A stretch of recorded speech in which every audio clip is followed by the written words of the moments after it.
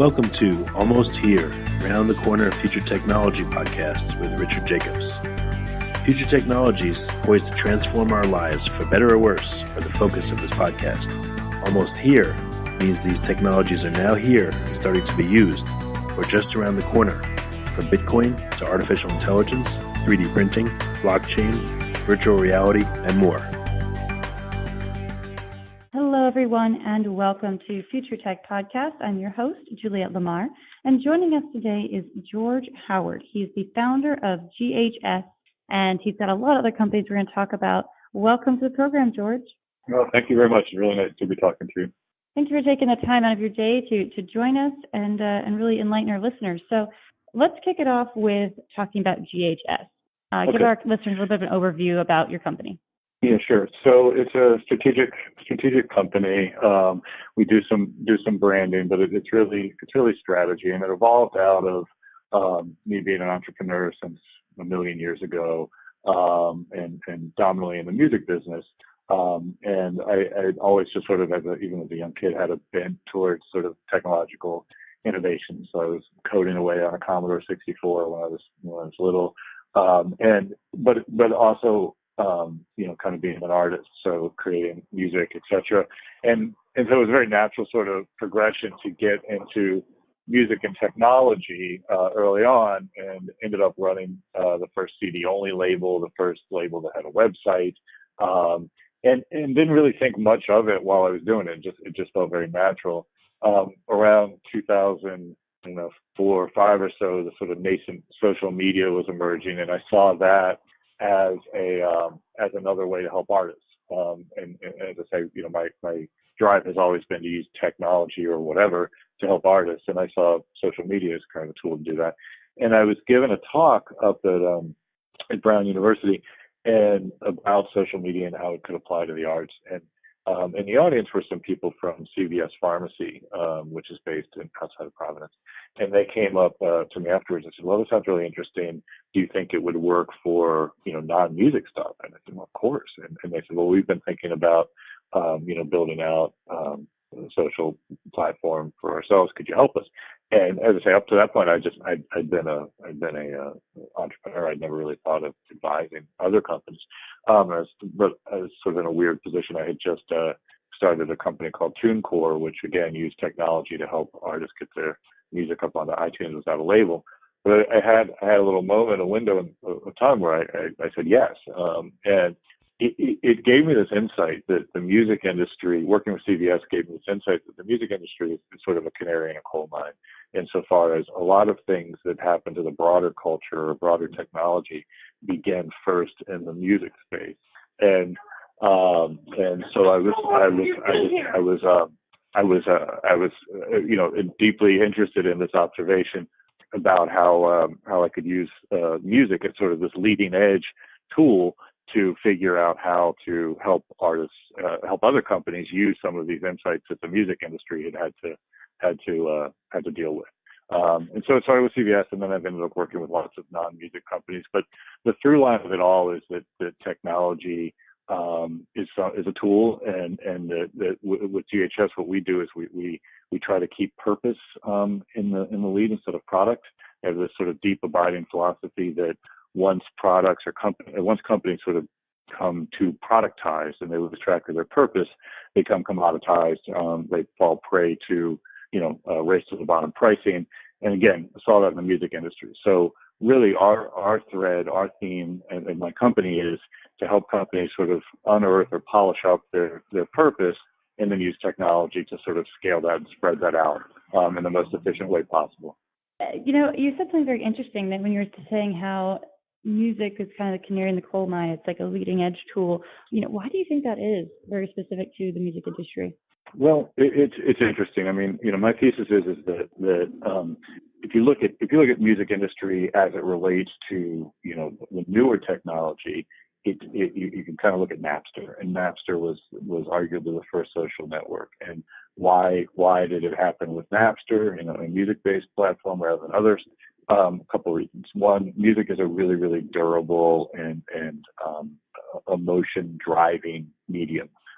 People care passionately about it. People want to share it passionately, more so maybe than other mediums. And that's a through line with music audience exchange too, which we can talk about. But also, if you think about the context of 1999, the only people that had access to high-speed internet at that time were really, college kids or people in corporations. College kids also had more time than they had money, so they were willing to do something like hack together, a protocol program for sharing, and they wanted to share this music. It was very natural for them, and they also had much less to lose. So because of music's sort of unique position in people's lives, there's something called the reminiscence bump, which talks about, kind of the things that happen to you between the ages of 18 and 25 being significant for the rest of your life. And music's always the threat. And so if you think about innovation generally, it typically occurs, disruptive innovation occurs in groups of people with little to lose, right? I mean, it's a classic sort of innovator's dilemma. So you've got young people passionate about a medium, access to technology. They try things. They're not afraid to try things. The bigger companies would. And additionally, and this is less relevant now, but at the beginning, at least, of the internet era, music files were just smaller. Once MP3 compression came in, it was far easier to transfer music files than it was other forms, video, etc. But if you look at the way streaming, started with music, it's just over and over and over again. You see these things, and unfortunately, you also see the bad as well. I mean, the music industry was really, really built on sort of a firmament of racism and misogyny. Arguably so is our country, but it's reaping the sort of problems of that. And if you look at a lot of other institutions that have been equally sort of cavalier with regards to their ethics, you can see how music really, unfortunately, showed the way with that too. So again, it's my lens, and it's also the industry that I know very well. So maybe if I had been a plumbing entrepreneur, I think the world all sort of adhered to plumbing first. But music is instructive. Yeah, plumbing and music, things that affect everyone. Well, that's true. So you might be right if you had that plumber analogy. So you also have a couple other companies that you've been involved in and that you've started. Tell us a little bit about Max. Max is a platform, and it's so exciting. Tell us a little bit about that.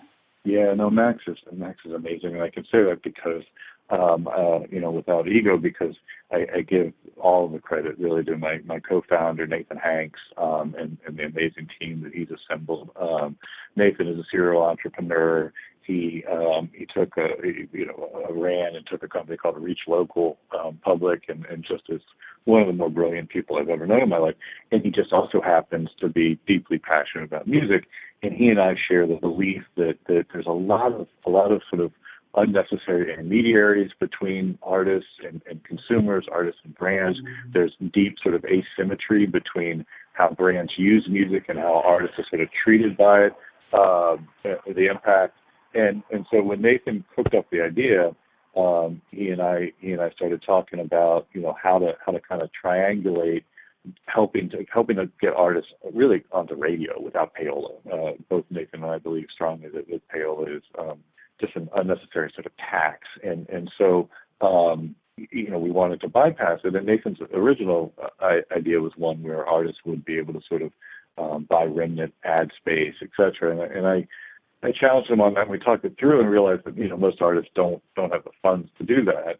We realized that a better approach would be working with brands, and it really harkened back to I ran a record company called Rykodisc a million years ago.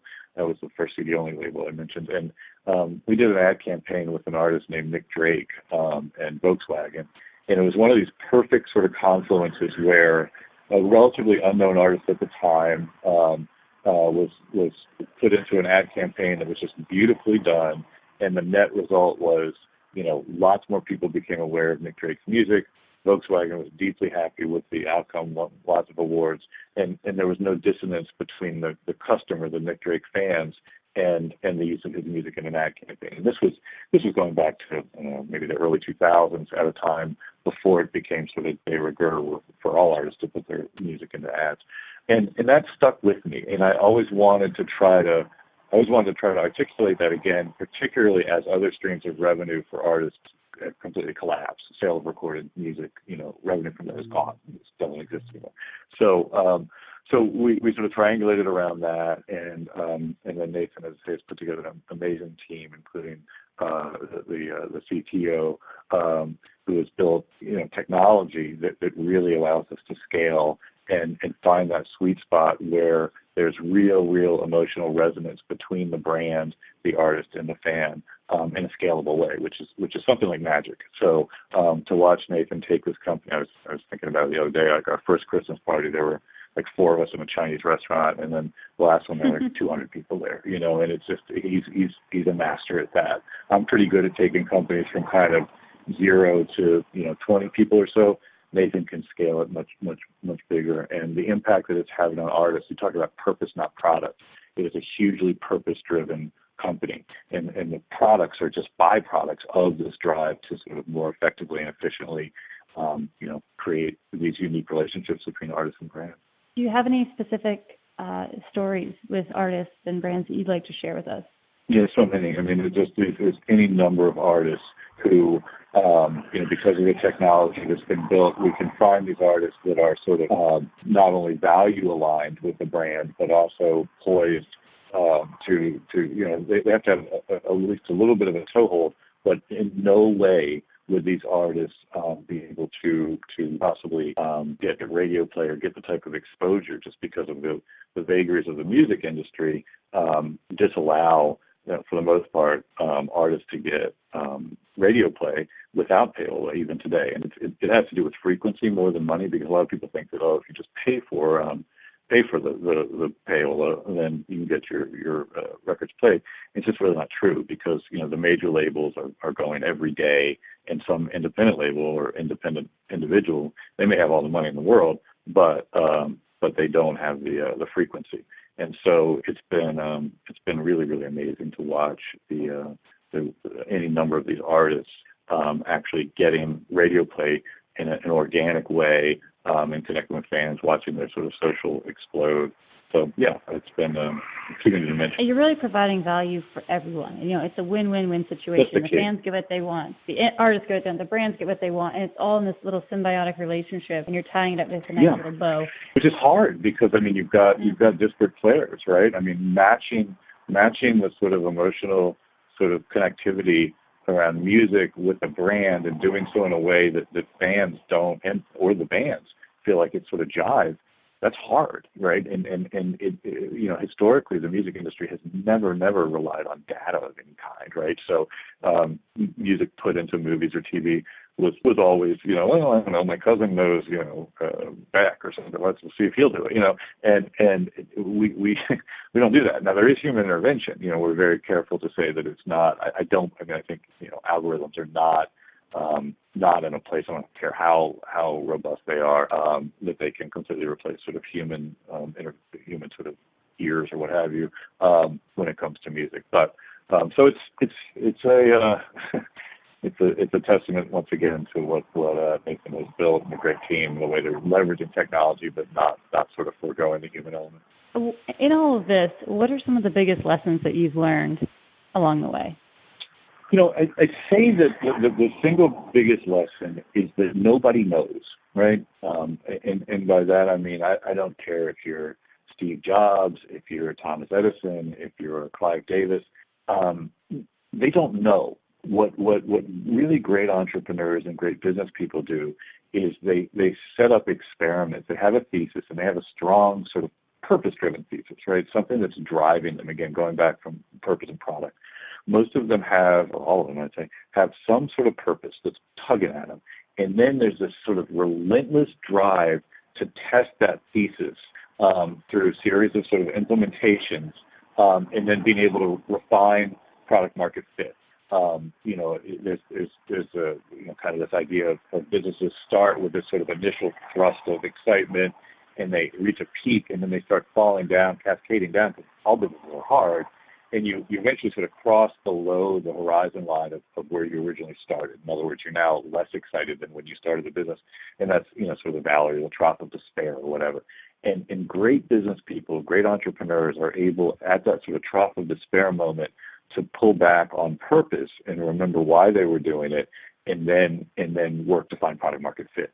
and I've seen it over and over again in my own career. I've helped countless companies at this point sort of do that, and then I'm lucky enough to have partners not just with Music Products Exchange, but with other companies like Riptide Music Group, which is a publishing company. That I see this thread with this sort of purpose-driven, relentless ability to keep testing until product market fit sort of lines up, and not to get married to some sort of concept or product, but rather to sort of call back on why they're doing it. And then that allows them to sort of have the freedom to sort of adjust and tweak at the margin.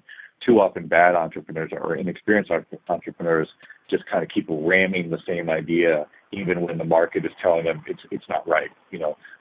Ideas spread when you do something remarkable and you put it in front of people predisposed to care. And then you build something called Net Promoter Score where people are telling their friends. And unless and until that happens, no product works. Figuring out how to test it so you can see if you're ever going to achieve that sort of Net Promoter Score, that's the sign of a great entrepreneur. No, that's a fantastic way to put it, and such wonderful sage advice. I have to ask, do you play any instruments or anything? Yeah, of course. I mean, I think it'd be completely disingenuous if I didn't. I've been a guitar player since I was 10, and it's it's taken on a very different role in my life at this point. It's more just sort of meditative and something, but it's deeply connecting again back to that purpose. And I will say, and this is less a plug than a real analogy. I teach as well, and I'm constantly pushing my students to try to put their own work out, to not rely on some third party, be it a label or whatever. And I had written a series of articles for my Forbes column on blockchain technology, and I wanted to compile them, and I had some publishers asking if they could do it. And it's tempting, right? It's really tempting, both from a sort of ego standpoint and time standpoint and everything else, to say, oh yes, well, whatever a big publisher is going to put out my book. And just like I keep playing guitar, I forced myself to put the book out on my own little publishing company, which also has another great book by an artist manager named Emily White. She put out a book called Interning 101 that I highly recommend people who are looking to break into any industry read. But in any case, I forced myself, and it was one of the hardest things I've done in a long time, to put the book out myself. And again, the book was dominantly finished because they were just all articles, but just getting over that psychological leap of, no, you're going to do it yourself. You're not going to wait.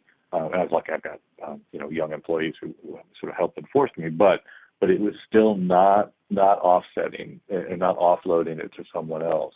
So that guitar question is an important one because, yeah, of course I do, but I also make things, right? I find it disingenuous for people to go out and consult and stuff and not ever make things, and so I think that my little company, my strategy company, is kind of unique because I'm not just running around, sitting on my lotus flower. I'm actually, building companies at the same time. And that sounded much more like a plug than I wanted it to, but it's really true. No, it didn't. I really think that what came through is, I love that idea of just do it. There's so many avenues out there for you to put your heart and soul out there, to put out your products, to put out what you're working on. Because if you keep waiting for the right opportunity, it might never come. You have to create your own opportunities and get a feel for what works and what doesn't out in the space. 100%. Yeah, I mean, you've got to test, and you have to be able to. It's hard, right? I mean, it's hard psychologically. It's hard just sort of pragmatically to actually put something out. It's attributed to Steve Jobs. I don't know if it's true or not, but I mean, he says, great artists ship. You actually have to put something into the marketplace and be prepared to have the market be completely uninterested, and then have the resolve, which I feel only exists if you have real purpose, to keep tweaking and keep refining and sort of flattening that learning curve. Yeah, that is 100%. I'm driving with that. So if people want to find out more about you, they want to learn more about GHS, or they want to see Max, what are the best places for them to get involved and to follow all these different companies you have going on? Yeah, so for me, the central hub would be ghstrategic.io, ghstrategic.io, and that links off to not only the companies with whom I consult or advise, but also the companies that I founded. It also has, I think, pretty clear explanations of this sort of purpose product dynamic and the models that we use. I'm a believer in sort of giving away information. And so there's a lot of stuff that's there. Both myself and then, my employees, we write a lot about, our thesis. And of course, there's musicaudienceexchange.com as well, which people can go to that site and learn more about that. And then the book is called Everything in Its Right Place, How Blockchain Can Help Artists. I love it. George, thank you so much for joining us here today and taking the time to share your wisdom and to share your passion with us. Yeah, it's so nice of you to have me. I enjoyed it very much. That is George Howard. He is the founder of GHS. Check him out. Thank you all so much for tuning in. This has been Juliet Lamar with Future Tech Podcast. You have been listening to Almost Here, Around the Corner Future Technology Podcast with Richard Jacobs. Subscribe to this podcast, post a review to discover more future technologies that are poised to transform our lives for better or worse, such as Bitcoin, artificial intelligence, 3D printing, blockchain, virtual reality, and more.